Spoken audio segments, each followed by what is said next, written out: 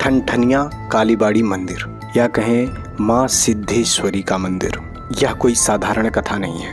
यह उन पीले पड़ चुके पन्नों की आवाज़ है जिन्हें मैंने वर्षों तक बंद एक लोहे के संदूक में सोया हुआ पाया था। उन पन्नों पर धूल जमी थी, किनारों को दीमक कुतर चुकी थी, लेकिन शब्द अभी भी जीवित थे, जैसे किसी अदृश्य शक्ति ने उन्हें आज के लिए बचा कर रखा हो। डायरी के पहले पन्ने पर केवल एक ही नाम लिखा हुआ था, अरुण कुमार शर्मा, और नीचे लाल स्याही से एक चेतावनी, जिस रात यह कथा पूरी पढ़ोगे उस रात तुम्हें नींद नहीं आएगी।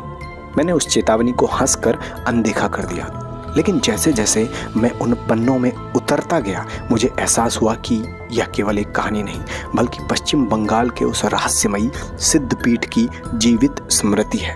वही मंदिर जिसे आज लोग ठनठनिया वाली माँ सिद्धेश्वरी कालीबाड़ी के नाम से जानते हैं, जिसे आज इतना प्रसिद्ध मंदिर कहा जा रहा है।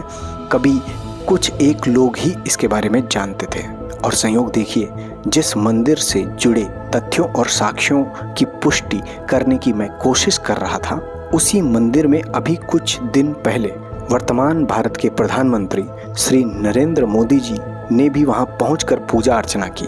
कहते हैं बंगाल की राजनीति में जो भी उस शक्ति के द्वार पर सच्चे मन से जाता है वह खाली हाथ नहीं लौटता, लेकिन उस मंदिर के पीछे जो रहस्य छिपा है उसे बहुत ही कम लोग जानते हैं। अरुण कुमार शर्मा की डायरी में दर्ज यह वृत्तांत सन 1950 से शुरू होता है, नवद्वीप के उस महाश्मशान से, जहां रात होते ही इंसानों से ज्यादा परछाइयां जागती थी। प्रधानमंत्री मोदी जिस काली मंदिर में पूजा करके आए, उसी मंदिर से जुड़ी यह कहानी इतनी भयानक है कि बंगाल के पुराने तांत्रिक भी इसका नाम लेने से डरते थे। बात सन 1950 ईस्वी, पश्चिम बंगाल, नवद्वीप का वह श्मशान। उन दिनों मेरे एक बंगाली मित्र थे जिनका नाम था केशव चंद्र सेन। सज्जन और हृदय से कोमल व्यक्ति थे सेन बाबू। सदैव सिर झुकाकर और विनम्र भाव से बात किया करते थे सभी से, चाहे वह भले मित्र हो या शत्रु। मेरी मित्रता का आधार भी यही था, उनका सरल और निश्चल स्वभाव। उसी स्वभाव के वशीभूत होकर मैं उनसे मिलने गया नदिया। उनके पिता की मृत्यु का समाचार पाकर तार में केवल इतना ही लिखा था उन्होंने कि पिताजी का साथ हमेशा के लिए छूट गया। मन अशांत है तुम आ जाओ, अशांत मन को थोड़ी सी शांति मिलेगी।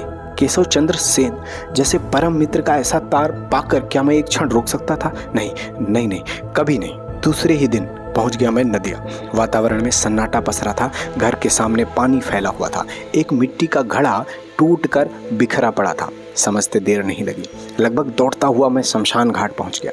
गंगा किनारे चिता जल रही थी। अपने सगे संबंधियों के साथ एक और